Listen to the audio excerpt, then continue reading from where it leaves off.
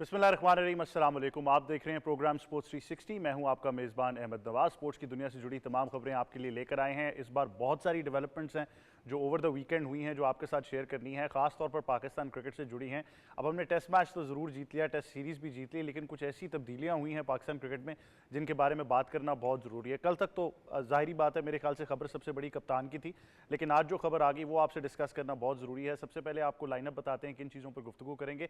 तो पाकिस्तान टीम के white ball के जो हेड कोच थे गैरी कर्स्टन, वो अपने ओहदे से मुस्ताफ़ी हो गए हैं। उन्होंने रिज़ाइन कर दिया है और पाकिस्तान के लिए एक बहुत बड़ी डेवलपमेंट इसलिए है कि गैरी कर्स्टन ने सिर्फ 6 माह पाकिस्तान क्रिकेट के साथ गुजारे और 6 माह के अंदर कोई ऐसा आप कह नहीं सकते, build up to the champions trophy तो चल रहा था, तो हम यही सोच रहे थे कि कुछ स्टूडियोज से प्रेडिक्शन ऐसी ज़रूर आई थी कि चीज़ें कुछ इस तरफ जा रही हैं कि शायद गैरी खुश नहीं है, लेकिन मेरे ख्याल से तमाम अब जो नताइज हैं वो हमारे सामने हैं। और पाकिस्तान क्रिकेट बोर्ड ने यह फैसला किया है कि दौरा ऑस्ट्रेलिया के लिए, क्योंकि पाकिस्तान की इमीडिएट असाइनमेंट वो है, उसके लिए जेसन गिलेस्पी को इंटरम तौर पर यानी अबूरी तौर पर उनको हेड कोच मुकर्रर किया गया है। और ये एक बहुत बड़ी डेवलपमेंट है। इसके पीछे क्या वजूहात हैं ये तो हम अपने एक्सपर्ट से ज़रूर जानेंगे, लेकिन इसके बाद आपको बताना है कि पाकिस्तान क्रिकेट में अब वाइट बॉल क्रिकेट का एक नया एरा शुरू होने जा रहा है। मोहम्मद रिजवान को बाकायदा तौर पर वाइट बॉल क्रिकेट का कप्तान नामजद कर दिया गया है। पाकिस्तान क्रिकेट बोर्ड ने एक प्रेस कॉन्फ्रेंस में ये ऐलान किया बाकायदा तौर पर। इसमें सलमान अली आगा को नायब कप्तान रखा गया है और नए कप्तान का कहना था कि तमाम तवज्जो जो है वो कौमी टीम की रोशन मुस्तकबिल की तरफ दी जाएगी। रिजवान ने यह भी कहा कि ये एक एजाज़ है, एक रिस्पॉन्सिबिलिटी की तरह वो इसको ट्रीट करेंगे। उन्होंने कहा कि मैं कभी भी कप्तानी का ख्वाहिशमंद नहीं था, लेकिन अब क्योंकि ये जिम्मेदारी मुझे दी गई है तो इसको मैं भरपूर तरीके से निभाने की कोशिश करूंगा। उनका ये भी कहना था कि इस टीम में बहुत सारा यूथ टैलेंट मौजूद है, तो इसलिए इस टीम को अब यहाँ से हम बेहतर ही बनाएंगे। इसके बाद आपसे बात करेंगे पाकिस्तान में रावलपिंडी में इंग्लैंड में तीसरा टेस्ट जो होम सीरीज़ अपने नाम की है, सारे टेस्ट मैच को लेकर बात करनी है। बहुत ज़रूरी था पाकिस्तान क्रिकेट के लिए इस मौके पर। हम वाइट बॉल रेड बॉल की बात तो करते रहते हैं डिफरेंट तरीके से, लेकिन कलेक्टिवली मेरे ख्याल से पाकिस्तान क्रिकेट के लिए ये जीत बहुत ज़रूरी थी। और इस जीत से एक चीज़ तो ज़रूर साबित हुई कि आप पिचेस ऐसी बना सकते हैं कि जो आपके एडवांटेज में हो। आप ऐसे स्पिनर्स भी यूज़ कर सकते हैं जो ऑलरेडी डोमेस्टिक सर्किट में परफॉर्म कर रहे हैं और रिजल्ट्स आपके सामने हैं। और मेरे ख्याल से शाद मसूद के लिए एज ए कैप्टन, बहुत से प्लेयर्स के लिए, जब आप पूरे ड्रेसिंग रूम का एनवायरनमेंट देखते हैं तो ये जीत बहुत आगे जाएगी। इसके बाद आपसे बात करनी है, पाकिस्तान क्रिकेट बोर्ड ने 5 इमर्जिंग क्रिकेटर्स समेत 25 खिलाड़ियों के लिए सेंट्रल कॉन्ट्रैक्ट्स का ऐलान कर दिया है, जबकि फ़खर जमान, हसन अली, सरफराज, उसामा मीर और इमामुल हक समेत कई ऐसे नाम हैं जिनको कॉन्ट्रैक्ट की लिस्ट में शामिल नहीं किया गया। फ़खर जमान का एक टॉपिक बहुत ज़्यादा कल से सरगर्म है, लेकिन आपको ये ज़रूर अंदाज़ा लगाना होगा कि इसमें फिटनेस का भी क्राइटेरिया है, बहुत सारी चीज़ें हैं, बहुत सारे ऐसे नाम हैं जिनको सेंट्रल कॉन्ट्रैक्ट नहीं दिया गया। अगर आप स्क्वाड्स की अब बात करें, जो स्क्वाड्स अलग से अनाउंस किए गए हैं, तो ये भी एक अच्छी तब्दीली हुई है, जहाँ पर हम देख रहे हैं कि पाकिस्तान क्रिकेट में पहली बार हम देखेंगे अरफात मिन्हास और जहादाद खान को शामिल किया जा रहा है, जो कि मेरे ख्याल से एक बहुत मुस्बत तब्दीली इसलिए है कि कुछ ऐसे टूर्स और जब आप इस तरह का यंग टैलेंट T20 क्रिकेट में खास तौर पर एक्सप्लोर करेंगे तो आपको जो बेंच स्ट्रेंथ का बार बार मसला रहता है और बहुत सारे प्लेयर्स के आपको रिप्लेसमेंट्स नहीं मिलते, तो अब आप बाकायदा तौर पर एक क्रॉप तैयार कर लेंगे। और मेरे ख्याल से अरफात मिन्हास तो आपके सामने उनकी परफॉर्मेंसेज रही हैं। जहादाद की बात करें तो एक शानदार उनका भी स्टार्ट हुआ है। जब आप उनके फर्स्ट क्लास क्रिकेट करियर की भी बात करते हैं रावलपिंडी के लिए, इससे पहले जो है वो PTV के लिए भी खेलते रहे, पाकिस्तान टेलीविजन की जानिब से बहुत अच्छी कारकर्दगी उनकी रही है। तो आपको एक ऐसा ऑलराउंडर चाहिए, वो फास्ट बॉलर तो हैं ही, बैटिंग भी बहुत अच्छी करते हैं, फील्डर भी बहुत अच्छे हैं, इसी तरह अरफात मिन्हास हैं, तो मेरे ख्याल से एक अच्छा ट्रेंड सेट हो जाएगा। उसके बाद आपसे बात करिए पाकिस्तान दौरा ऑस्ट्रेलिया जिम्बाब्वे के लिए जिन स्क्वाड्स की हम बात कर रहे हैं, इसमें जो तब्दीलियाँ की गई हैं वो उन कंडीशंस के हिसाब से कितनी ज़रूरी होंगी और ख़ासतौर पर जिम्बाब्वे के टूर के लिए आप किन लोगों को रेस्ट कराएंगे, ये भी बहुत एक अहम नुक्ता है जिस पर गुफ्तगू करेंगे। उसके बाद आपसे बात करेंगे ओमान में खेले जाने वाले इमर्जिंग T20 एशिया कप की, जहां पर अफगानिस्तान ने श्रीलंका को शिकस्त देकर अफगानिस्तान ने ये टाइटल अपने नाम कर लिया। और इससे पहले सेमीफाइनल्स भी बड़े इंटरेस्टिंग रहे। श्रीलंका ने पाकिस्तान को शिकस्त दी और अफगानिस्तान ने जिस तरीके से इंडिया को शिकस्त दी, एक शानदार मुकाबला था और फाइनल भी बड़ा ज़बरदस्त रहा। और अफगानिस्तान की क्रिकेट की हम बार बार बात करते हैं, हम ऑब्वियसली ज़्यादा नॉलेज जो है हमें वो इंटरनेशनल स्टेज पर नज़र आता है उनकी। अगर आप T20 या वनडे क्रिकेट की बात करें, टेस्ट क्रिकेट भी लिमिटेड है, लेकिन कुछ नॉलेज मेरे पास उनकी फर्स्ट क्लास क्रिकेट का ज़रूर था। और बार बार मुझे बताया जाता था, जो लोग वहाँ पर होकर आए, कि उन्होंने कहा कि बहुत अच्छा एक फ़र्स्ट क्लास स्ट्रक्चर वहाँ पर है, वो बहुत अच्छी क्रिकेट ग्रास रूट पर खेल रहे हैं, बड़ी कंपेरेटिव है, बड़ा अच्छा टैलेंट है, कंसिस्टेंसी आती जाएगी तो चीज़ें बेहतर होती जाएंगी। तो मेरे ख्याल से ये टूर्नामेंट उनके लिए बहुत ही मुस्बत साबित होगा। तो इन तमाम चीज़ों पर गुफ्तगू करनी है। सबसे पहले पैनल का आपको तारुफ कराते हैं। सबसे पहले स्टूडियोज़ में हमें ज्वाइन कर रही हैं पाकिस्तान क्रिकेट टीम की साबिक कप्तान, cricket commentator, international broadcast and presenter और हमारी स्पोर्ट्स एक्सपर्ट सना मीर साहिबा। अस्सलाम वालेकुम। कैसी हैं आप? बहुत शुक्रिया आप हमें ज्वाइन करिए। साथ ही साथ हमें ज्वाइन कर रहे हैं फेलो एंकर भी हैं और साथ ही साथ तजियाकार हैं क्रिकेट, फुटबॉल, किसी भी स्पोर्ट्स पर हम इनसे ज़रूर गुफ्तगू करते रहते हैं। हमारे प्रोग्राम का एक अहम हिस्सा सैयद मोहम्मद अवैस। अस्सलाम वालेकुम। वालेकुम क्या हाल है जनाब? बस अल्लाह का शुक्र। आप बहुत शुक्रिया, आप भी हमें ज्वाइन कर रहे हैं, थैंक यू। और साथ ही साथ हमें ज्वाइन कर रहे हैं सीनियर स्पोर्ट्स जर्नलिस्ट, हमारे शो के एक्सपर्ट भी हैं, तमाम खबरें जो हैं वो उनके पास ज़रूर हैं, तो इसलिए जिस तरह मैंने कहा कि इन तमाम चीज़ों का अंदाज़ा इनसे लगाएंगे। हमें ज्वाइन करें जनाब मोहित शाह साहब। अस्सलाम वालेकुम। कैसे हैं सर आप? अल्लाह का एहसान है। बहुत शुक्रिया जी, आप भी हमें ज्वाइन करें। तो सर अमीर समवॉट प्रेडिक्टेड, मुझे याद है आज से कई अरसा पहले तो नहीं कह सकता, कुछ 6 महीने पहले या 4 महीने पहले जब मैंने आपसे ये सवाल किया कि गैरी कर्स्टन ने एक स्टेटमेंट दी, तो आपने कहा कि गैरी कर्स्टन को क्या श्योरिटी है कि वो कितना अरसा पाकिस्तान क्रिकेट टीम के साथ रहेंगे। तो मेरे ख्याल से ये जो डेवलपमेंट है शॉकिंग ज़रूर है, लेकिन काफ़ी चीज़ें थी which were leading up to this development. बिल्कुल बात बड़ी है, पर करना चाहूँगी कि ये चैम्पियंस ट्रॉफी का आपका एक बहुत बड़ा ब्लो आप ऑलरेडी अपने आप को दे चुके हैं, और ये डाउनफॉल अभी से पाकिस्तान टीम का शुरू हो गया। इवन दो के पॉजिटिव डेवलपमेंट्स हैं, टेस्ट मैच जीते हैं, पर उस टेस्ट मैच की जीत की खुशी में हम अजीब अजीब फैसले अब करना शुरू हो जाते हैं। तो ये बड़ी इंपॉर्टेंट चीज़ है कि आपको जब खुशी मिले, जब आपको कोई सक्सेस मिले, आप उसको हैंडल कर सकें। गैरी कर्स्टन जिस तरह के कोच हैं, वो ही मेंट बिजनेस, उनको वर्ल्ड कप्स जीतने और बड़े टूर्नामेंट्स जीतने का पता है कि किस तरह किया जाता है। तो बड़ा एक अनफॉर्चुनेट है पाकिस्तान टीम के लिए, जिस तरह फ़खर जमान को इस वक्त बिल्कुल साइडलाइन किया गया। वही बात है, आपके पास प्लेयर्स यूनियन नहीं है, तो आप जब कोई प्लेयर आवाज़ उठाता है, पहले तो उसके पास कोई प्लेटफॉर्म नहीं है, पर फ्रस्ट्रेट करके जब वो आवाज़ उठाता है तो उसको आप साइडलाइन कर देते हैं हर तरह से। तो पिछले चैम्पियंस ट्रॉफी में फ़खर जमान ही मेन आपका डिफरेंस था। तो ये दोनों चीज़ें जब अब मैं इकट्ठे देखती हूँ, तो चैम्पियंस ट्रॉफी जो बिल्कुल सर पे खड़ी है, वो लगता है कि उसके लिए आपने बहुत नुकसान अपनी टीम को ऑलरेडी कर दिया है। गैरी कर्स्टन जिस तरह के कोच हैं, या उस लेवल पर कभी भी कोई कोचिंग करता है या कप्तानी करता है, जब आप वर्ल्ड चैम्पियन माइंडसेट के होते हैं, तो कोई भी नहीं चाहता कि आपके डिसीजंस में इंटरफेरेंस की जाए, आपकी अथॉरिटी आपसे कोई बात करके पीछे की जाए। तो सबसे बड़ा नुकसान इस वक्त जो पाकिस्तान क्रिकेट को हुआ है, आपकी क्रेडिबिलिटी वापस ज़ीरो पे चली गई है। क्योंकि आप किसी से कोई वादा करते हैं, आप उसको कोई जिम्मेदारी देते हैं, और विदाउट एनी कम्युनिकेशन आप उससे वो जिम्मेदारी वापस ले लेते हैं। आपने गिलिस्पी की भी प्रेस कॉन्फ्रेंस सुनी होगी, वो तो अलग बात है, हम टेस्ट मैच जीत गए तो कोई बात नहीं हुई, पर उन्होंने भी कहा जी मैं तो अब डे टू डे कोच रह गया हूँ, और वो he was not happy with it.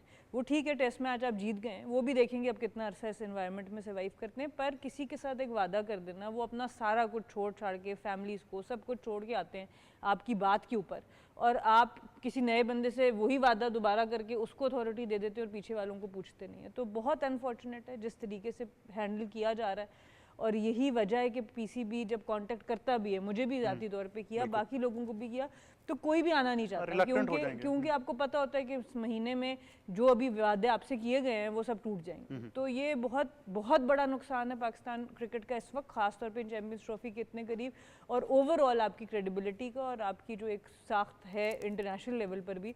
पहले भी अगर आपको याद हो, मैं बात थोड़ी लंबी कर रही हूँ, पर पहले भी याद हो तो जब गैरी कर्स्टन ने ये लिए जिम्मेदारी, उससे पहले इन्होंने बेतहाशा कोचेस को रुजू किया, कोई भी काम करने को तैयार नहीं था। बड़े अरसे के बाद आपको को मिला कि हाँ जी एक अच्छे लेवल का कोच आपको मिल गया, तो इसके बाद फिर आपके लिए बड़ा मुश्किल हो जाएगा, और आपको एक्स्ट्रा डॉलर्स फेंकने पड़ेंगे जो कि आप अच्छा खासे अपने सिस्टम में लगा सकते हैं, क्योंकि आपकी क्रेडिबिलिटी वीक होगी। बिल्कुल ऐसे ही है। वैसे मैं आपके पास आने से पहले अगर आपकी इजाज़त हो मोहित शाह साहब से, मैं ज़रा शाह साहब खबर क्या है, मतलब अगर आप बात करें, यहाँ पर काफ़ी वजूहात तो लिखी हैं जिसमें उनकी मनमानियाँ हैं, मुआहदे पर अमल दरामद ना होना, गैरी कर्स्टन ने अपने मुतालबात ना मानने की सूरत में टीम के साथ आइंदा माह ऑस्ट्रेलिया ना जाने की भी धमकी दी थी। काफ़ी ज़्यादा खबरें ऐसी सरगर्म हैं, लेकिन क्या वजूहात बनी है कि गैरी कर्स्टन 6 महीने के अंदर ही कह के कि मैंने पाकिस्तान क्रिकेट के साथ और काम नहीं। देखिए, ये जो चीज़ें आप बता रहे हैं अहमद, ये वो हैं जो पाकिस्तान क्रिकेट बोर्ड के हेडक्वार्टर से आपको मिली या वहाँ से स्प्रेड आउट हुई हैं, बाहर निकली हैं कि ये गैरी कर्स्टन ने ये काम ठीक नहीं किया।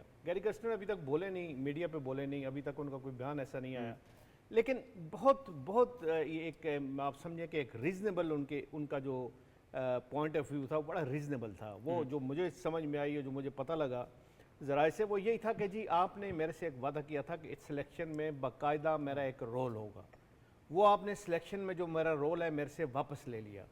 वही रोल जैसन गिलेस्पी का भी था, उससे भी आपने वापस ले लिया। जैसन गिलेस्पी हो गए चुप, उन्होंने कोई ज़्यादा बात नहीं की, लेकिन गैरी कर्स्टन ने उसको रेजिस्ट किया।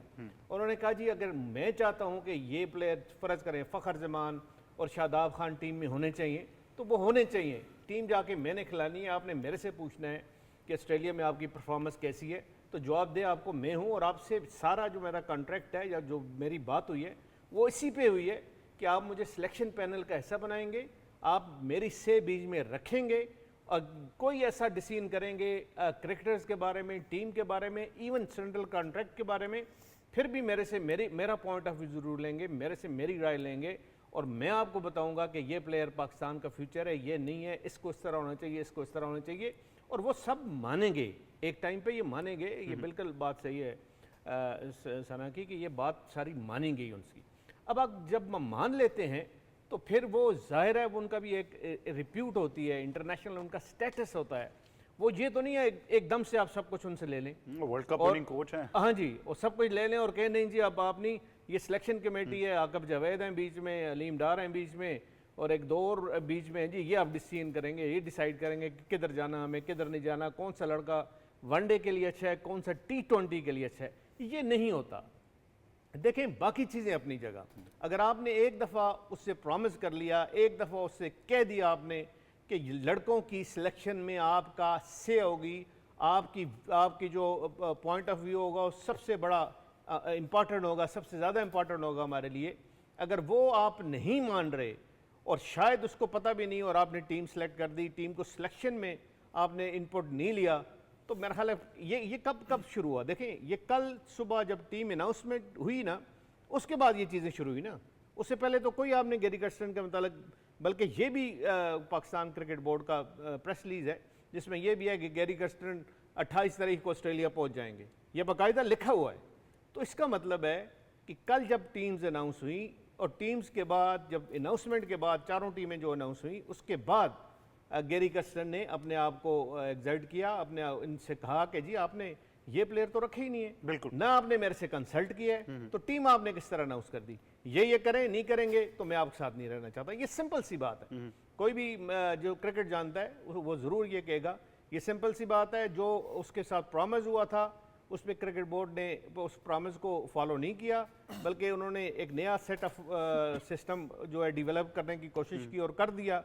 तो वो समझे जिस तरह ग्लेस्पी चुप हो गया, शायद कर्स्टन भी चुप हो गया, कर्स्टन नहीं चुप हुआ और गैरी कर्स्टन ने रिजाइन कर दिया। वैसे बड़ा एक हॉलमार्क बन गया पाकिस्तान क्रिकेट का कि जब कोई आईसीसी का टूर्नामेंट आता है तो उससे पहले कुछ ऐसे मामलात हो जाते हैं, या तो बोर्ड में तब्दीलियां हो जाती हैं या मैनेजमेंट में तब्दीलियां हो जाती हैं या कप्तान चेंज हो जाता है। अब चैंपियंस ट्रॉफी थी अगला आईसीसी का मार्का, उसमें कोच रिज़ाइन कर गए हैं। अब मैं इसका डैमेज कंट्रोल तो नहीं कहूँगा कि आप गिलेस्पी को ले आएँ। आपको याद होगा मेरी आपकी ज़ाती तौर पर भी जब जेसन से बात हुई और हमने उनसे पूछने की कोशिश की कि डोमेस्टिक क्रिकेट पे आपकी क्या राय है, उन्होंने कहा मुझे थोड़ा टाइम चाहिए, और इसी तरह गैरी कर्स्टन को भी टाइम चाहिए था। उन्होंने आपको याद होगा मेंटोर से भी एक मुलाकात की, तो कुछ चीज़ें जो हैं वो डेवलपमेंट की तरफ जा रही थी, फिर एकदम से ये फैसला हो जाता है। क्या कुछ प्लेयर्स वजह बने हैं जो जिस तरह शाजी ने कहा जिनको गैरी कर्स्टन शायद चाहते थे कि वो पाकिस्तान क्रिकेट के प्लान्स में हो? अहमद भाई, इससे पहले हमने कब एक लॉन्ग टर्म प्लानिंग के बारे में कभी सोचा है? शॉर्ट टर्म प्लानिंग हम करते हैं ना हमेशा। कप्तान वाली बात, अगर मैं गैरी कर्स्टन की बात करूं, मुझे इतना याद है कि जिस वक्त गैरी कर्स्टन अपना कोच बन रहे थे, तो आज भी आप उठा के ट्वीट्स देख लें, बहुत से एक्स क्रिकेटर्स जिनका ताल्लुक इंडिया से भी ऑब्वियसली, क्योंकि इंडिया को उन्हें सर्व किया, चैंपियन बनाया, बहुत से उन्होंने कहा कि you don't deserve that place. ये ट्वीट्स पड़ी हुई है ट्विटर के ऊपर, अगर आप देखें जाके, उन्होंने बातें बाकायदा की। उस वक्त पोजीशन ऐसी थी कि आप शायद किसी को नहीं, आप ढूंढ रहे थे लेकिन कोई आपकी तरफ आना नहीं चाह रहा था, जो इंस्टेबिलिटी थी क्रिकेट बोर्ड के अंदर। जो भी करके आप इनको लेके आए, सब ने एक बात की, हमने भी कहा गया, जैसे गिलेस्पी बल्कि आपको भी कह चुके थे कि मुझे टाइम चाहिए। ऑब्वियसली वो मैंने कहा ना कि कम्युनिकेशन गैप बहुत ज़्यादा है। आप चाहे पाकिस्तानी हेड कोच भी ले हो ना, उसको भी कम्युनिकेशन गैप नीचे से होता है। जब डोमेस्टिक की मैं बात करता हूँ ऊपर तक पहुँचाने में, हेड कोच का मतलब क्या है? कभी किसी हेड कोच के साथ आप बैठो ना, जब पाकिस्तान या किसी लीग टीम के साथ काम कर रहा होता है, हम यहाँ पर बैठ के हम मजाक ज़रूर कर रहे होते हैं, मैंने देखा है उनको काम करते हुए। भाई वो 2-2 दिन उनको नींद पूरी क्यों नहीं होती? वो 2 दिन बैठ के टीम के डिफरेंट कॉम्बिनेशंस बना रहे होते हैं। अगर 30 का प्लेयर है, 25 का स्क्वाड है, 22 का स्क्वाड है, उसमें डिफरेंट कॉम्बिनेशंस बनाते हैं, उसको तोड़ के एवरेजेस निकाल रहे होते हैं कि अगर मैं इसको यहाँ से निकाल के चौथे नंबर पे लेके जाऊँ, तीसरे पे लेके जाऊँ, उसकी एवरेज कितनी ड्रॉप होगी। पूरा वो प्लानिंग पीछे करता है बैठ के, एनालिस्ट के साथ, जो भी आपका मैनेजर है या बॉलिंग कोच है उनके साथ बैठ के प्लानिंग कर रहा होता है। उसी चीज़ से आपने उसको निकाला यहाँ से। सबसे पहले चीज़ आपने तो ये की कि आप प्लानिंग वो नहीं करोगे, प्लान हम आपको देंगे, आपने सिर्फ एग्जीक्यूट करना है। कोच जब टीम को लेके जाता है ना, जिस वक्त लड़का ड्रॉप होता है साइड से, लड़का परफॉर्म नहीं कर रहा या उसकी कुछ भी चीज़ आप चेंज करते हो, वो जाके आकिब जावेद से नहीं पूछेगा, वो कोच से पूछेगा कि मुझे जवाब दें कि मेरी टीम के अंदर जगह क्यों नहीं बनी, या मुझे टीम से ड्रॉप क्यों किया गया है, कोच क्या जवाब देगा उस वक्त, क्योंकि वो क्लूलेस होगा। आपने वो पावर ली है, जब आप एक बड़े कोच को लेके आते हो, कोच का मतलब क्या है कि वो लीड फ्रॉम द फ्रंट है, उसने टीम को खिलाना है, उसने टीम को आगे विजन लेके चलना है, उसका विजन होता है कि मैंने क्या विजन लेके आगे चलना है। सेम एज कप्तान क्या है, रिजवान बेशक कप्तान यहाँ पर बने, लेकिन जितना मैंने कहा मैं रिजवान को जानता हूँ, जितना काम किया, मुझे नहीं लगता कि वो चलेंगे ऑस्ट्रेलिया सीरीज के बाद। वो लिटरली मांगेंगे इनसे ये चीज अथॉरिटी, क्योंकि कप्तान ने टीम को लड़ा रहे हैं। मैं आज भी इस चीज पे कायल हूं। आप कह रहे हैं कि रिजवान के पास वो अथॉरिटी नहीं है? नहीं होगी, अभी बिल्कुल भी नहीं है। आप देखो आपके सामने गैरी कर्स्टन वाला मामला क्या बन रहा है, मैं उसी तरफ आ रहा हूँ।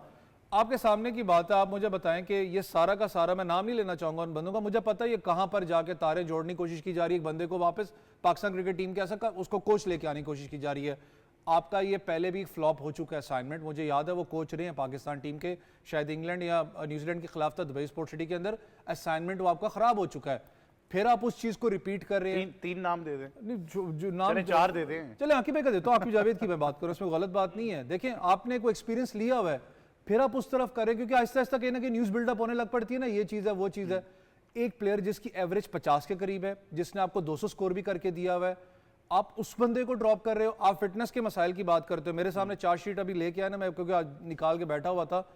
प्लेयर्स की बात करो, नुमान फिटनेस टेस्ट उसने फेल किया, उसके ऊपर लिखा हुआ सब्जेक्ट टू फिटनेस, अगर उसकी कैटेगरी में आप जाओ। शाहीन शाह अफरीदी किस एंगल से आपको फिटनेस में अपना लग रहा है कि तगड़ा प्लेयर है वनडे का, उसकी फिटनेस का साफ आपको इशू पता लग रहा है, आपको समझ में आ रही है कि फिटनेस फैटिग। लेकिन वैसे जो मैंने आपसे शो से पहले भी मैं एक बात कर रहा था, मेरा सवाल फिर वही बनता है कि अगर ये फैसला बाकायदा तौर पर सेंट्रल कॉन्ट्रैक्ट्स का ले लिया गया था, तो एक थोड़ी सी डिस्कशन, ऐसा तो नहीं होगा कि कप्तान ब्लाइंड में थे, उनको पता ही होगा कौन से प्लेयर्स को सेंट्रल कॉन्ट्रैक्ट मिल रहा है। अगर मैं वाइट बॉल का कप्तान बनने लगूँ तो मुझे पता होगा कौन से 25-30 लड़के। तो कप्तान का इसमें कितना रोल था? कप्तान अगर कहना चाहते या कह सकते थे कि नहीं मैं चाहता हूँ, मुझे लगता है मेरे प्लान्स में होना चाहिए, उनका कितना रोल था इसमें? ईजी बात है अहमद भाई, दरवाज़ा खुला होता है ना, पता क्या कहा जाता है, वो दरवाज़ा है, ज़्यादा बोलना तो बाहर जा सकते हैं, तो उसको कोई कुछ नहीं बोलता, क्योंकि पाकिस्तान टीम की कप्तानी है, छोटी चीज़ नहीं है। आपको सीट अच्छी लगती है, ऑब्वियसली मुझे भी शायद लगे तो बहुत सी चीज़ें मेरे भी दिमाग में आएंगी कि यार कप्तान, मैंने अपने मुल्क को आगे लीड करना है। कप्तान बोलता है ना, अभी एक प्लेयर ने ट्वीट किया, मैं भी देख रहा था, मैं कह रहा था या अल्लाह खैर ही करी, फ़खर जमान के लिए इस बेचारे ने कर दिया कि से स्ट्रॉन्ग, बस उसने इतना कहा, मैं कहा कहीं और इस चीज़ को ना लिया जाए, आपको ये बैरियर तोड़ना पड़ेगा। मैं फिर ही वही चीज़ कह रहा हूँ कि पाकिस्तान मेरे लिए पहले, ठीक है मैं फ़खर की साइड वगैरह किसी की नहीं लूँगा, मेरे लिए पाकिस्तान पहले है। मेरी टीम जीतेगी तो जो मेरे चेस्ट पे लगा हुआ ना सितारा, उसी के लिए मैं यहाँ पर बैठा हुआ कि यार मैंने इसको लीड करना है। अगर आपको मुझे बताया, आज आपको जो प्लेयर दिए जा रहे हैं, फॉर इंस्टेंस परफॉर्म नहीं करते, चलें मैं टेस्ट मैच को निकाल के देख लेता हूँ। टेस्ट मैच आपका, आप भी इस चीज़ के ऊपर एग्री करेंगे, शायद दोनों सीनियर्स बैठे एग्री करें, 250 स्कोर होता, हम फंसते ना फंसते चौथी इनिंग्स में, मुझे पता है हम फंसते, क्योंकि हमारा रिकॉर्ड है। आप सीधा ब्लेम किसको देते? आप भी खेलते, मैं भी खेलता, कप्तान भी पाकिस्तान खेली, मैं सबसे पहले ब्लेम किसको देता? कोच क्या कर रहा था, कप्तान क्या कर रहा था? कप्तान लीड नहीं कर रहा था फ्रॉम द फ्रंट, उसको हार्श डिसीजंस भी, अपना क्वेश्चंस आपको पता है शान मसूद को है, सिलेक्शन कमेटी पे कोई ना जाता। बिल्कुल, ये चीज़ मैं कप्तान के सवालात पे आपके पास वापस आऊँगा, क्योंकि सना मीर साहिबा कुछ तहरीर करना शुरू हो गई है, तो लगता है आमद हो रही है किसी चीज़ की। आपको याद होगा हमारे स्पोर्ट्स 360 की इनिशियल टीम में एक ट्रियो में एक और साहब भी होते थे जो अब सिलेक्शन कमेटी में, मैंने कोशिश मेरी है कि मैं उनसे भी ज़रा कुछ क्लैरिटी लूँ ताकि थोड़ी सी हम भी एक क्लियर विजन की तरफ जाएं। लेकिन अब कप्तान का नया दौर शुरू हो चुका है, मोर और less it was expected. Mohammad Rizwan Shahji की तरफ से सलमान अली आगा की खबर थी, उसको हम बहुत अरसे से डिस्कस कर रहे थे, सो आई थिंक वो both of them got confirm. लेकिन अब इनके आगे चलने का क्या क्राइटेरिया है? रिजवान बहुत अरसे से पाकिस्तान टीम के साथ हैं, अब उन्होंने कहा कि मैं ख्वाहिशमंद भी नहीं था, लेकिन ये रिस्पॉन्सिबिलिटी है, इमीडिएटली उनको ऑस्ट्रेलिया का टूर है, हम बहुत रिजल्ट ओरिएंटेड हैं, फिर चैंपियंस ट्रॉफी आ जाएगी, क्या वो अपनी मर्जी की टीम बना पाते हैं जो अवैस खदशा जाहिर कर रहे हैं? ये एक बड़ा अहम सवाल है इसमें। देखिए, ये सवाल का जवाब तो मुझे लगता है पीसीबी खुद भी नहीं दे सकता, क्योंकि उनको भी नहीं पता कि 2 महीने बाद उन्होंने कप्तान को वापस वोटिंग राइट्स दे देने हैं कि नहीं, क्योंकि महीने पहले तक कप्तान और कोच दोनों के पास सिलेक्शन के वोटिंग राइट्स थे, आज आपने उन दोनों को बाहर निकाल दिया। अच्छा, सिस्टमैटिकली सॉरी होने चाहिए कि नहीं? बिल्कुल होने चाहिए, मैं तो 100% समझती हूँ। कोच और कप्तान वो फेस करते हैं प्लेयर्स को, वो वहाँ पर उनसे परफॉर्मेंस लेते हैं या उनको बताते हैं, क्योंकि देखिए अगर फॉर एग्जांपल आपने एक प्लेयर को, फ़खर जमान को आपने, एक मिसाल में कहती हूँ कि आपने उनसे कह दिया आप इम्पैक्ट प्लेयर हैं, आप जाके खुला खेलें, आपकी एवरेज हम नहीं देखेंगे, हम आपका स्ट्राइक रेट देखेंगे, अगर आपका स्ट्राइक रेट, आपने खेला टीम के लिए, हम आपको ड्रॉप नहीं होने देंगे। ये जब तक एक कप्तान और कोच एक प्लेयर को इस तरह का ट्रस्ट लेवल और कॉन्फिडेंस नहीं दे सकता, आप जो आज की मॉडर्न डे की क्रिकेट है उसमें आप प्लेयर की परफॉर्मेंस नहीं दे सकते। फिर आपके पास रह जाएंगे वो प्लेयर रह जाएंगे जो अपने लिए खेलेंगे, अपने स्ट्राइक रेट्स के लिए और अपनी एवरेजेस के लिए खेलेंगे, और आप मॉडर्न डे में फिर हमेशा 20-30 रन हमेशा बाकी टीमों से कम रह जाएंगे। तो ये तो 100% है कि आपका कोच और कप्तान को सिलेक्शन का हिस्सा होना चाहिए। अब गैरी कर्स्टन भी जब आए, उनको भी एक आध सीरीज़ दी गई, जब उनको उनकी मर्जी की टीम दी गई, तो हो सकता है रिजवान को भी एक आध सीरीज़ में अभी पूछा हो, कुछ उनको थोड़ा सा इन लूप रखा हो। लेकिन जो कॉन्फ्लिक्ट ऑफ इंटरेस्ट आता है, हमने मिसबा के टाइम पे भी देखा, मिसबा उल हक ने वो जो थे अपना चैम्पियन, जो हमारा चैम्पियंस ट्रॉफी के कोच थे, अभी एकदम से ब्लैंक, मिकी आथर को हटाया और फिर खुद कोच बन गए। तो अभी मुझे भी वही चीज़ नज़र आ रही है कि आकिब जावेद का भी शायद यही अभी रास्ता नज़र आएगा कि अभी ये हटेंगे कोच और चैम्पियंस ट्रॉफी में। तो आप चैम्पियंस ट्रॉफी में ऐसी स्पिन पिचेस नहीं बना पाएंगे क्योंकि आपको बैक टू बैक मैचेस चाहिए, तो आपके पास इतना टाइम नहीं होगा कि आप पिचेस को रिपेयर करके दोबारा वनडे क्वालिटी के हिसाब से आप ये काम करें। तो आपको वहाँ पर बैटिंग पिचेस ही चाहिए होंगी, वहाँ पर आपको एक फ़र्क किस्म की टीम चाहिए, वहाँ पे फ़खर जमान जैसा प्लेयर आपको चाहिए था। अब आप जो मर्जी कर लें, अपने डिसीजन को जैसे मर्जी ठीक साबित कर लें, ये आपके ऊपर है। उनकी एवरेज आपके सामने, उनका स्ट्राइक रेट आपके सामने। तो ये जब तक आप as a captain, as a coach, आपके पास ये अथॉरिटी नहीं होती। मैंने दोनों तरह कप्तानी की है। मैंने ऐसे भी कप्तानी की है जब मेरे पास पूरी अथॉरिटी थी, और जब मैंने ऐसे भी टूर्स किए हैं जहाँ पर मुझसे ये अथॉरिटी ले ली गई और मुझे जाना हुआ उस टूर के ऊपर, क्योंकि ना कोई और कप्तान अभी रेडी था और मेरे मुल्क की बात थी। तो दोनों का एक सबसे बड़ा डिफरेंस ये होता है कि जो प्लेयर से आप परफॉर्मेंस ले सकते हैं या ख़ुद जो आप परफॉर्म कर सकते हैं, उसमें ज़रूर एक डिफरेंस आता है। और मेरे नज़दीक सिर्फ सबसे बेहतरीन तरीका ये होता है कि आपका कप्तान और आपका कोच एक पेज पर साथ हों। तो इसलिए मैं समझती हूँ कि चैम्पियंस ट्रॉफी को एक बहुत बड़ा झटका आपने दे दिया। जो लिख रही थी मैं वो ये बात थी कि आकिब जावेद साहब रहे हैं PSL लाहौर कलंदर्स के, तो ठीक है 2 बार आपकी चैंपियन बनी है टीम, पर 6 दफ़ा आप लीग स्टेज में भी बाहर हुए। बिल्कुल। तो वहाँ पर उनको फुल अथॉरिटी थी कि भाई रिजल्ट की फिक्र नहीं है, तुम प्रोसेस पे ध्यान दो। तो अगर तो आपका दिमाग ये है कि आपको चैंपियंस ट्रॉफी की कोई फिक्र नहीं है, जो मर्जी हो जाए, तो ठीक है आप कर लें ये फैसला, पर फिर भी उस फैसले को करने का एक तरीका है। जिनसे आपने पहले कमिटमेंट की है उनका क्या, तो ये आपकी क्रेडिबिलिटी के ऊपर बहुत बहुत बड़ी आई थिंक। अच्छा, हम इसी कश्मकश में रहते हैं कि आप फॉरेन कोच पे जाएं, आप डोमेस्टिक के साथ स्टिक करें। बहुत अभी मुझे बड़ी अच्छी डेवलपमेंट लगी थी जब अब्दुर्रहमान साहब को हम कोच लेकर आए, मुझे लगा कि बहुत अच्छा है क्योंकि उन्होंने प्रूव किया था डोमेस्टिक लेवल पे, बट फिर एकदम से वो पैराडाइम शिफ्ट आ गया कि नहीं अब आप देखिए फॉरेन कोचेस के साथ अगर आपने काम करना है तो आपको उनके स्टैंडर्ड पे आके काम करना पड़ेगा। आप उनको उस लो लेवल पर काम नहीं करा सकते कि आज मैंने आपसे कोई बात की, कल मैंने कोई बात की, परसों मैंने कोई बात की। इस तरीके से कोई भी फॉरेन कोच आपके साथ अच्छा क्वालिटी फॉरेन कोच नहीं रहेगा। वो रहेगा जिसको और कहीं नौकरी नहीं मिलती वो आ जाएगा, पर गैरी कर्स्टन जैसा बंदा हो, वो इस तरह का कोच नहीं है कि वो इस तरह की फिजूल हरकतें बर्दाश्त करे। कि भाई मतलब आप खुद सोचें कि आपको एक अथॉरिटी दी गई है और एक नया बंदा आया है, उसको आपने उठा के वो अथॉरिटी दे दी और आपको हिस्सा ही नहीं बनाया उस चीज़ का, तो ये डिसरिस्पेक्टफुल है, ये अनएथिकल है और ये डिसरिस्पेक्टफुल। जी शाह जी, आप कुछ ऐड करना चाह रहे हैं? मैं वो बता, मिकी आर्थर की बात हुई तो मिकी आर्थर ने इंटरनेशनली जब उनको निकाला गया और ऑल ऑफ अ सडन निकाला गया, तो उन्होंने एक पाकिस्तान की बारे में एक बात की थी कि कोचेस को ये उन्होंने एडवाइस की थी इंटरनेशनल कोचेस को कि करीब नहीं जाना, आपका नहीं पता कि आप किस वक्त फारग हो जाएंगे। तो मेरा ख्याल है वो बात और वो जो रेपुटेशन जो है ना, उसको हमने बड़ा एक मेरा ख्याल है उस पर हमने दाग सा लगा दिया, क्योंकि ये अब आपको जब कभी ज़रूरत आएगी फॉरेन कोचेस की तो बड़ा मुश्किल हो जाएगा अच्छे कोच को आपको पिक करना। और शाह जी वो लिस्ट आपने बड़ी करीब से देखी, आपने उन कोचेस को से ऑब्वियसली आपका इंटरेक्शन भी रहा है, बॉब वूलमर, जेफ लॉसन हो, उसके बाद मिकी आर्थर की आपने बात की, अभी गैरी, और गैरी तो खैर अब चले गए, अब जेसन गिलेस्पी हैं। इससे पहले भी आपने फॉरेन कोचेस देखे होंगे। पाकिस्तान क्रिकेट की जो इस वक्त डायनामिक्स है, मैं कहता हूँ आप सिस्टम तब्दील कर सकते हैं बट वो कल्चर नहीं हमारा चेंज होगा। उसमें आपके ख्याल में किस तरह का आदमी या किस तरह का कोच उसमें सूटेबल है? देखिए बदकिस्मती है हमारे सिस्टम की, मैं खासकर क्रिकेटिंग सिस्टम की बात करूँगा कि हम एक दूसरे पे चेक नहीं रखना चाहते।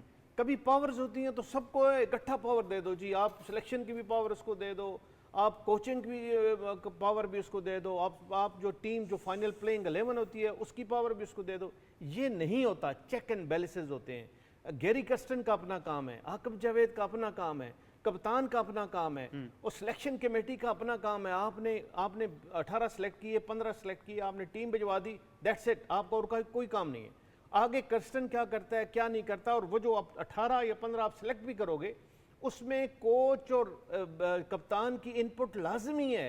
वो ही हैं जो आप देखकर जो आप उनसे आके पूछोगे कि भाई ये परफॉर्मेंस अच्छी क्यों नहीं, तो वो अगर ये कह दें कि मुझे फ़खर नहीं मिला, ये कह दें मुझे शादाब नहीं मिला, ये कह दें मुझे उसामा मीर नहीं मिला या कोई भी नहीं मिला, तो फिर उसमें तो उनकी वो तो निकल जाएंगे क्रिटिसिज्म से। वो क्रिटिसिज्म सारा फिर आप पे आना चाहिए, मतलब उन लोगों पे आना चाहिए, डायरेक्शन चेंज हो जाती है। तो मैं ये समझता हूं कि आपके सिस्टम में जब तक चेक एंड बैलेंसेस चले, अच्छा बहुत काम किया जी आकिब जावेद ने, एक अच्छी विकेट बनवा दी उन्होंने, उनको पता था। और ये मेरा हाल है शायद हम भी कहते रहे हैं कि हमें अपने स्ट्रांग पॉइंट्स पे खेलना चाहिए। ये एक दफा नहीं है, हमने 10 दफा इस प्रोग्राम में बैठे हुए, आकिब जावेद उस वक्त सिस्टम में थे ही नहीं, सब ने कहा है कि पाकिस्तान को अपने स्ट्रांग पॉइंट्स पे, हमें यह बताया जा रहा था कि हमसे वो विकेट बन नहीं रही।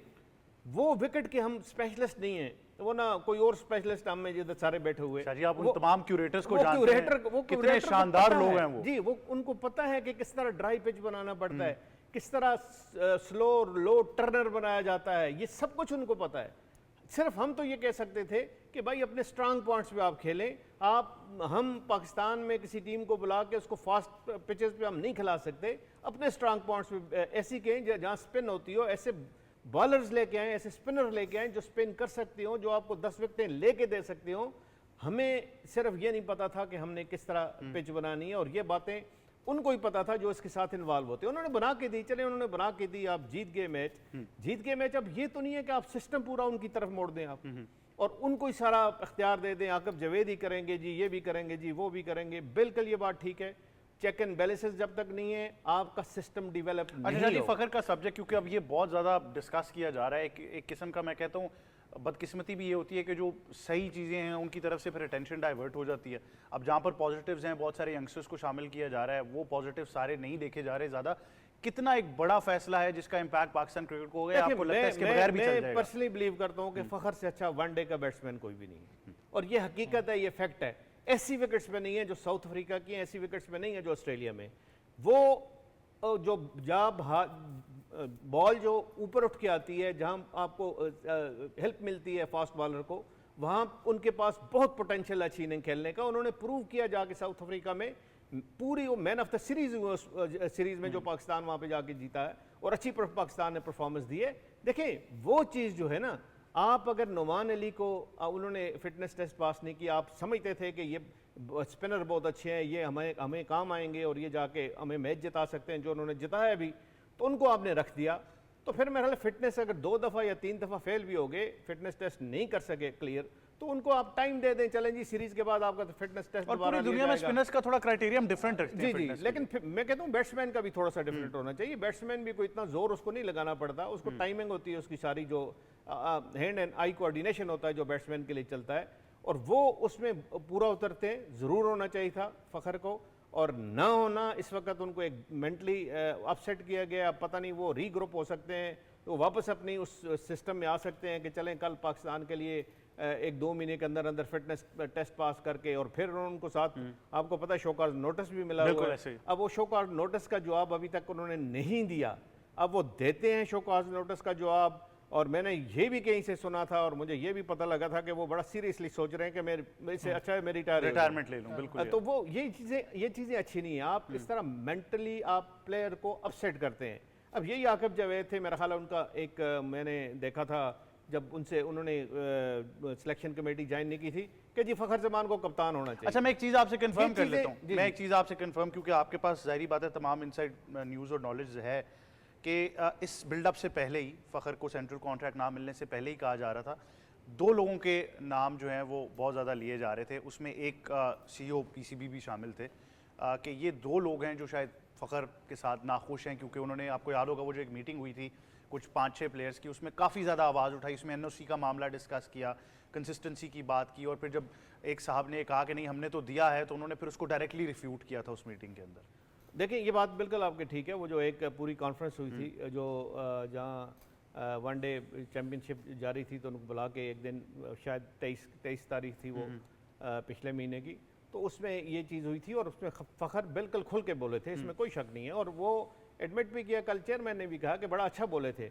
और देखें वो चीज़ें ये नहीं है कि आप उनको बाहर आके उनको एक्सप्लॉइट करें, वो अगर कोई प्लेयर भी बोला है, आप पे क्रिटिसिज्म किया है, मेरा ख्याल है वो पूरा आपने जो अरेंज किया था, पूरी कॉन्फ्रेंस अरेंज की थी, पूरा आपने एक पूरा दिन लगाया था, वो इसलिए किया था यही मकसद था, दिल की भड़ास निकाले प्लेयर, बताए आपको क्या तकलीफ है, क्या प्रॉब्लम है, क्या हमसे क्या गलती है, आपसे क्या गलती है, क्या हम जो मिसअंडरस्टैंडिंग है ये डेवलप हुई है, क्या आपको और चाहिए, क्या हमें आपको देना है, ये सारी बातें बताने वाली हैं। मेरा ख्याल है वो तो कमरे से बाहर नहीं आनी चाहिए, उस पर कोई उसको लेके अगर कोई एक्शन लिया जाता है तो वो तो बहुत ही गलत है। लेकिन मैं समझता हूँ कि फ़खर का जो ट्वीट था बाबर के बारे में, ज़्यादातर अपसेट जो क्रिकेट बोर्ड के ऑफिशियल्स हैं उनको उस ट्वीट से वो अपसेट हुए हैं कि ये ट्वीट नहीं होना चाहिए था। अभी भी ये मानता हूँ मैं, ट्वीट नहीं करना चाहिए था। देखें, इनकी कॉन्ट्रेक्चुअल ऑब्लिगेशंस होती हैं कि आप ये काम नहीं कर सकते, वो उनको बताया होता है, उनको नहीं करना चाहिए, लेकिन उसकी इतनी बड़ी सजा नहीं देनी चाहिए। उसको जरूर आपको शो कॉज नोटिस दें या वैसे आप वार्निंग दे दें।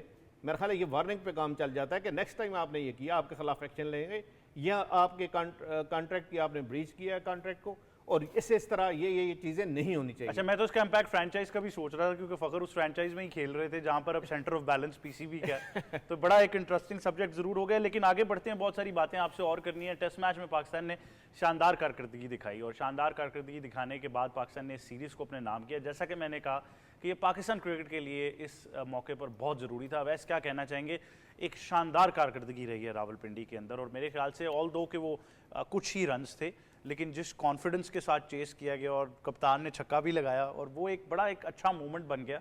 और मैंने कितने ज़्यादा लोगों के ट्वीट्स और फेसबुक और इंस्टाग्राम पोस्ट देखी जहाँ पर उन्होंने लिखा कि हम तरस गए थे। तो ये पाकिस्तान क्रिकेट के लिए कितनी ज़रूरी विक्ट्री? सीरियसली हम तरस गए थे। हकीकत बात है कि इतने साल आपको वेट करना, लेकिन जो जीत हमें मिली है वो ज़्यादा दिन हमें आदत है ना कि हम ज़्यादा दिन उसको रखते नहीं है।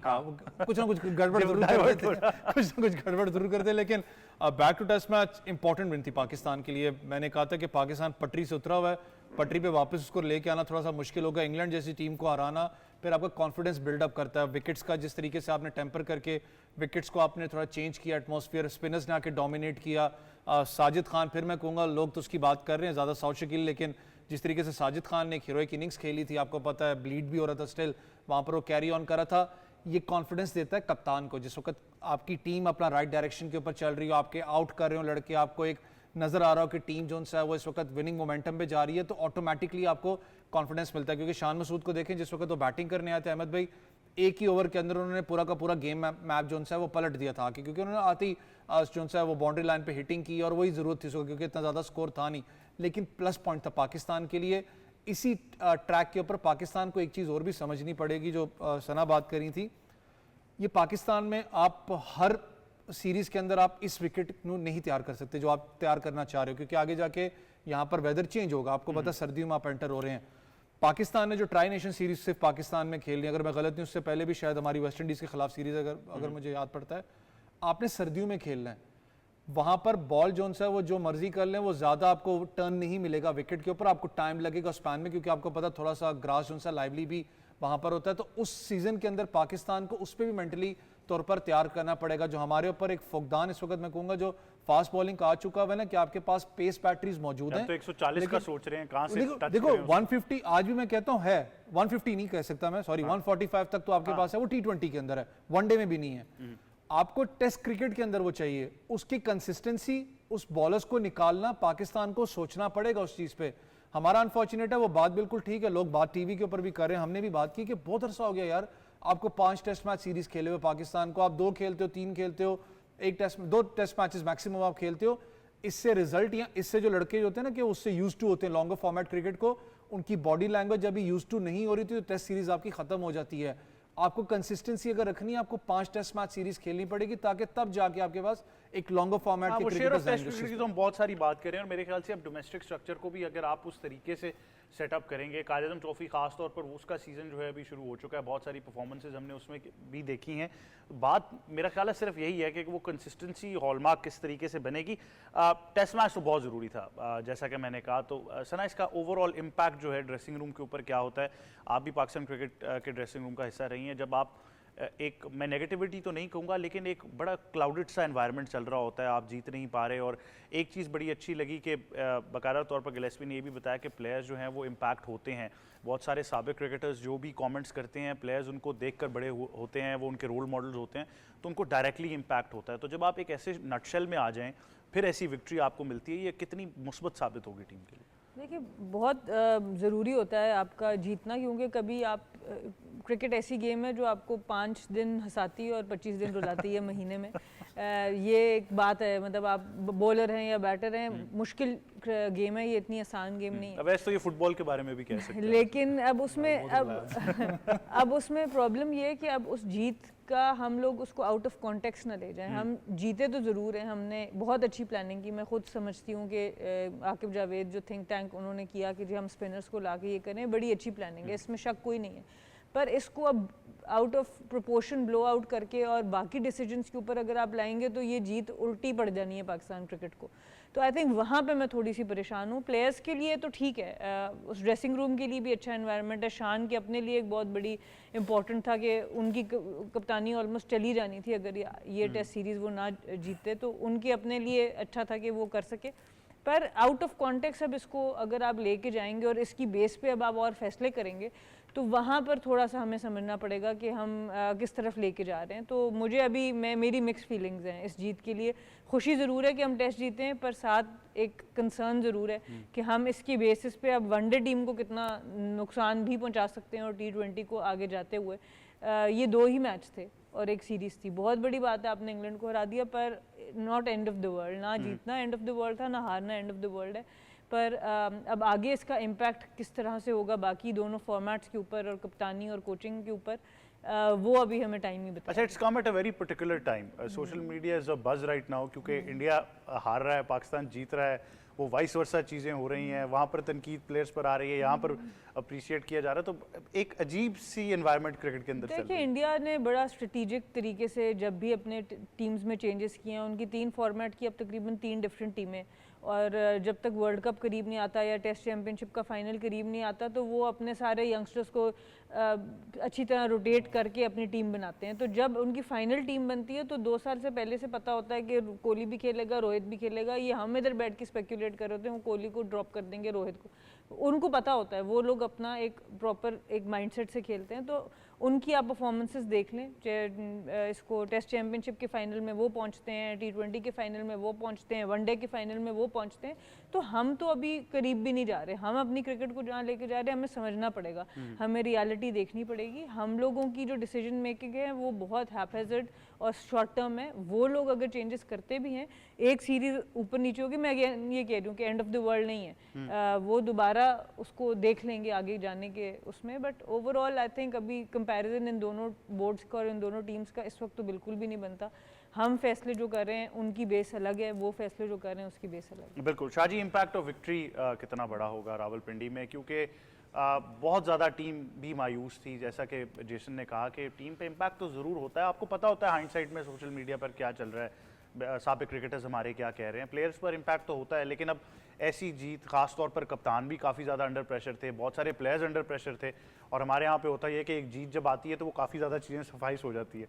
तो अब इसको आप कैसे देख रहे हैं, इसका इम्पैक्ट ओवरऑल क्या है? देखिए, बड़ी खुशी की बात है, इसमें तो कोई शक नहीं है। खुशी की बात इसलिए है कि हम जीत सकते हैं, ये हमने प्रूव किया।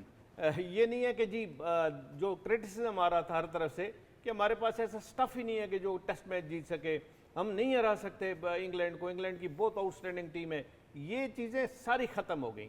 आपने प्रूव किया, हमारी टीम ने प्रूव किया, प्लेयर्स ने प्रूव किया, स्पिनर ने प्रूव किया कि वो मैच जीत के आपको दे सकते हैं, और उन्होंने मैच जितवाया आपको। और जितवा के इतनी अच्छी टीम के खिलाफ, मैं ये कहता हूँ कि बड़ी अच्छी टीम थी इंग्लैंड की, उसके खिलाफ जीतना और इस तरह जीतना और डिसाइसिवली जीतना, खासकर तीसरा टेस्ट जिस तरह जीता, विकेट का कोई प्रॉब्लम नहीं, हर एक को देखें। बड़ी अच्छी बात मुझे बेन स्टोक की भी लगी। बेन स्टोक पे एक जो इंग्लिश जर्नलिस्ट है, उन्होंने क्वेश्चन किया कि जी ये तो बड़ा डिबेटेबल इशू है कि जिस तरह मुल्तान की विकेट बनाई गई, जिस तरह यहाँ की विकेट बनाई, तो उसने बल्कि झाड़ा उस जर्नलिस्ट को कि ये किस तरह की बात आप कर रहे हो, ये इनका हक है, जो होस्ट है नेशन है, इसका हक है जिस तरह की विकेट बनाएं। ये हमसे नहीं खेलेंगे उनके स्पिनर, हम में गलती है, हमारे जो बैट्समैन है उनको में इतना पोटेंशियल नहीं है कि इतने आउटस्टैंडिंग स्पिनर को खेले। अच्छा, नासिर की भी बात बड़ी इंटरेस्टिंग थी, आखिरकार बेसबॉल का तोड़ जो है वो दुनिया को नजर आ गया कि क्या है। जी, और बड़ी मतलब उस बेन स्टोक ने बड़ी अच्छी बात की, और वो बात बड़ी बिल्कुल हक बजानब थे। वो कहते हैं हम जब जाते हैं, ये जाते हैं उधर, तो हम भी अपनी मर्जी के विकेट बनाते हैं, तो इनको every right, they have got every right to prepare wicket whatever they want. तो वो उसके बारे में उन्होंने बात की। देखें, लेकिन यहाँ हमें इस विक्ट्री को अभी आगे जाना है ना, तो इस विक्ट्री को हमें भूलना पड़ेगा, और भूल के आगे हमें देखना पड़ेगा कि हमने चैंपियंस ट्रॉफी की किस तरह तैयारी करनी है, हमने डिफेंड करना है वो टाइटल। पाकिस्तान ने वो टाइटल जीता हुआ है, और इससे अच्छा मौका कोई भी नहीं है कि अपने होम सॉइल पे, होम विकेट्स पे, in front of your home crowd आप वो चीज़ डिफेंड करें। और डिफेंड करने की पाकिस्तान अहलियत रखता है। किस तरह आप डिफेंड करेंगे, अपने जो बेस्ट ऑप्शंस हैं उनको किस तरह इस्तेमाल करेंगे। ये जो फ़खर वाला इंसिडेंट हुआ, ये नहीं होना चाहिए था। ये गैरी कर्स्टन वाला इंसिडेंट है, ये नहीं होना चाहिए था।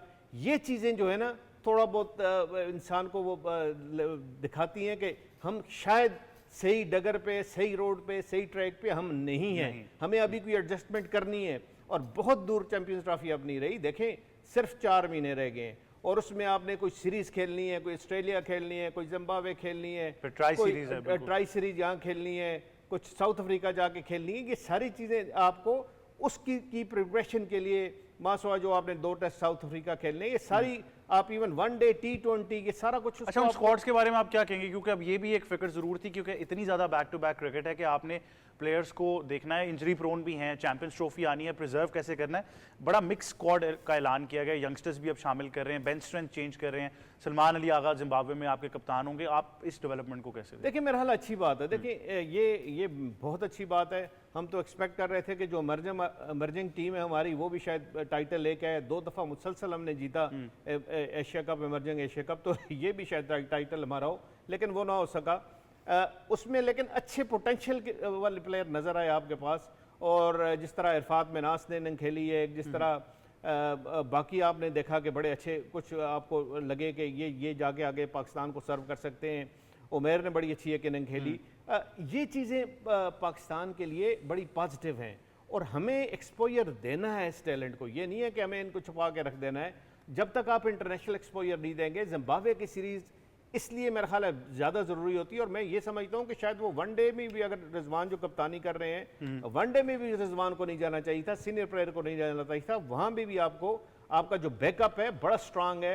1-2 सीनियर प्लेयर ज़रूर आपको चाहिए होते हैं, लेकिन अल्टीमेटली जो आपका यंगस्टर है वो वहाँ उसको तैयारी का बड़ा अच्छा मौका मिलेगा, और वो तैयारी लेके जब आगे जाएगा, वहाँ अगर स्कोर करेगा, वहाँ आपको कुछ नज़र आएगा उसमें, तो आप उसको कंसिडर कर सकते हैं फॉर चैंपियंस ट्रॉफी, कंसिडर कर सकते हैं आगे जो आपके लिमिटेड ओवर जितने एंगेजमेंट्स हैं उसके लिए एक पूल बन जाता है। और दूसरा यहाँ मैं बात आप ज़रूर अहमद करता चलूँ कि आप देखें, जो वर्ल्ड कप T20 है ना, उसको अभी काफ़ी टाइम है।